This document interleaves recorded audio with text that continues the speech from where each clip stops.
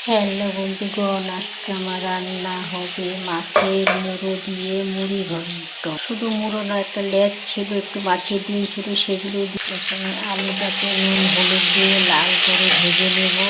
ভোগ চাল একটু ধুয়ে নিয়েছি, ছাঁকনিতে ঝরনা দিলাম, কারণ তাহলে চালটা জলটা ঝরে যায়। পেঁয়াজ বাটা, এখানে সব উপকরণগুলো সব সম্বার টম্বার সব দিব। এখানে টমেটো কাটা, জিরার গুঁড়ো ভেজানো, আদা বাটা, কাঁচা লঙ্কা বাটা, ঘি, চিনি। আলু ভাজা হয়ে গেল, এখন তুলে নেব। এটা শুকনো লঙ্কা,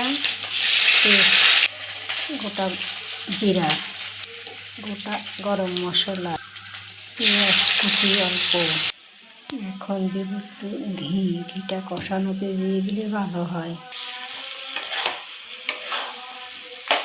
কষানো হয়ে আসছে, আলুগুলো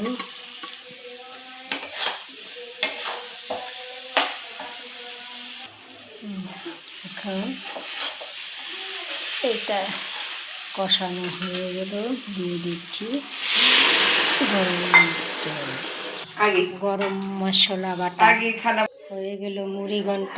গরম ভাত, ঠান্ডা ভাত, মুড়ি সব দিয়েই খাওয়া যাবে, সব দিয়েই ভালো লাগবে।